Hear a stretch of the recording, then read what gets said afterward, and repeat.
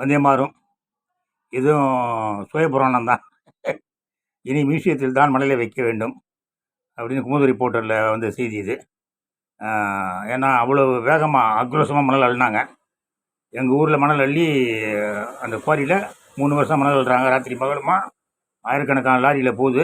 எவ்வளோயா பணம் வந்ததுன்னு கேட்டால் 1,89,00,000 வருமானம் வந்திருக்குன்னு சொல்லி எனக்கு தகவல் பெருகும் இடத்துல கொடுத்தாங்க. அதை கண்டித்து தான் என்ன சும்மா கதை ஊர்லேயே நிறையா இந்த எங்கள் ஊர் பக்கம் நிறையா அந்த அனிதா ராதாகிருஷ்ணன்லாம் கோடிக்கணக்கில் சம்பாதிச்சிட்டான்.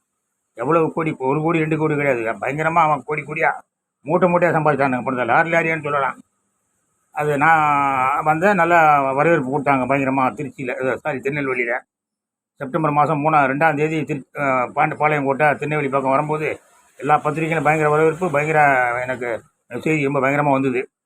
இப்போ சமீபத்தில் 27/6/2024 27/6/2024 மாலை முரசு 4730 கோடி வருவாய் இழப்பு. தமிழகத்தில் 3 ஆண்டுகளில் 23.60 லட்சம் யூனிட் மணல் கொள்ளை. டிஜிபிக்கு ஆதாரத்துடன் அமலாக்கத்துறை கடிதம்.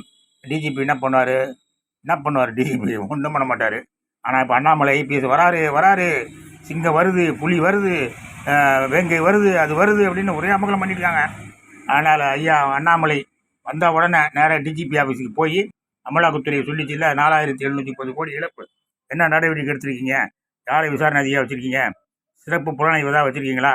யார் கொள்ளை அடித்தது? இன்கம் டேக்ஸுக்கும் புகார் கொடுத்துருக்காங்க. இன்கம் டேக்ஸுக்கும் காப்பி அமைச்சிருக்காங்க. இன்கம் டேக்ஸ்லையும் போய் கேளுங்க, யார் கண்டுபிடிச்சிங்களா? எல்லாம் தெரியும், அவங்களுக்கெல்லாம் தெரியும். இருந்தாலும் ஜாலியாக. ஆனால் அண்ணாமலை அவர்களே, இந்த 4730 கோடி வருவாய் இழப்பு தமிழகத்தில் இருக்க ஆளுகள் எல்லாம் செத்து போயிடும். கற்பழிக்கப்பட்டு கொலை செய்யப்பட்டு கொண்டிருக்கின்றன. இருக்கிற மிச்சம் மல்லையாவது காப்பாற்றுறதுக்கு முயற்சி பண்ணுங்க அண்ணாமலை அவர்களே. சிங்கம் புலிங்கிறாங்க. ரைட், வாழ்த்துக்கள். ஐபிஎஸ் அதிகாரியா களத்தில் இறங்கி போராடுங்க, பார்க்கலாம். ஜெய்ஹிந்த்.